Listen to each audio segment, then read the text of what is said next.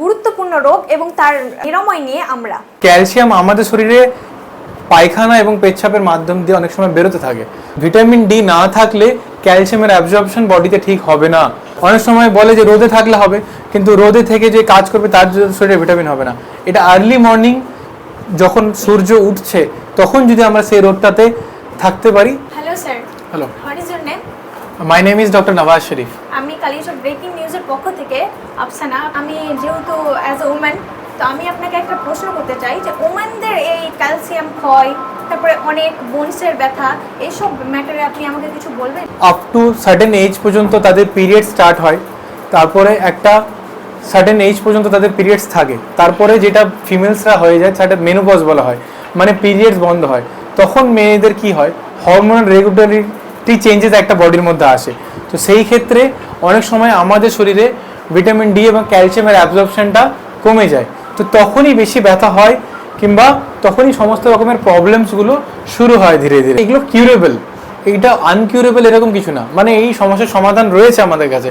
As a doctor হিসেবে আপনি কোন দিকটাকে বেশি প্রমোট করবেন, মানে টেকনিক্যাল স্কিল অথবা হিউম্যানিটি? রোবোটিক্স অপারেশনও করি, রোবটসের মেশিনের সাহায্যে হার্ট রিপ্লেসমেন্টের অপারেশন আমি করেছি। তো টেকনোলজি বাট হিউম্যানিটি আপনার ভিতরে থাকে, এটা আপনাকে সবসময় রাখতে হবে।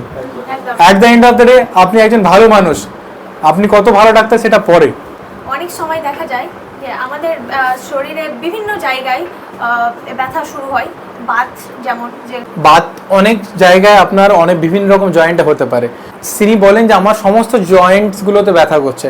তো এই ব্যথাটা কোথা থেকে আসে, তখন আমরা কিছু ইনভেস্টিগেশন করে দেখতে পাই যে সেটা রুমাটয়েড আর্থ্রাইটিস অনেক সময় বলা হয়। তো রুমাটয়েড আর্থ্রাইটিস যেটা, এইটা রোগটা এতটাই ভয়াবহ যে অনেক সময় অল্প ব্যথা এবং অনেক সময় পেশেন্ট আসে তার বেশি ব্যথা থাকে, এবং অনেকের দেখবেন যে আঙুল বেঁকে যায়, পায়ের আঙুল বেঁকে যায়, এরকম অনেক থাকে, কিংবা গাঁটগুলো ফুলে যায়, সেরকমও কন্ডিশনস থাকে।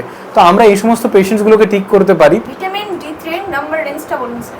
ভিটামিন ডি3 নর্মাল রেঞ্জ বিভিন্ন ল্যাবরেটরিজে বিভিন্ন রকম থাকে, বাট সাধারণত আমরা 30 to 100 ন্যানোমোলসের মধ্যেই একটা কাউন্ট করতে পারি। অনেক সময় কি থাকে, অনেকের লেভেলস কম থাকে। তো ইন জেনারেল যদি সাধারণত 30+ থাকে, that is up to normal. অনেকের 20 to 30 থাকে, দ্যাট ইজ ডেফিসিট। যদি 10 to 20 থাকে তাহলে মোর ডেফিসিট। যদি 10-এরও কম থাকে তাহলে that is called as severe deficit, মানে তাদের অনেক বেশি সমস্যা রয়েছে এবং তাদেরকে ভিটামিন ডি লেভেল বাড়ানো উচিত। অসংখ্য অসংখ্য ধন্যবাদ কালিয়াচক ব্রেকিং নিউজের পক্ষ থেকে স্যার। Thank you.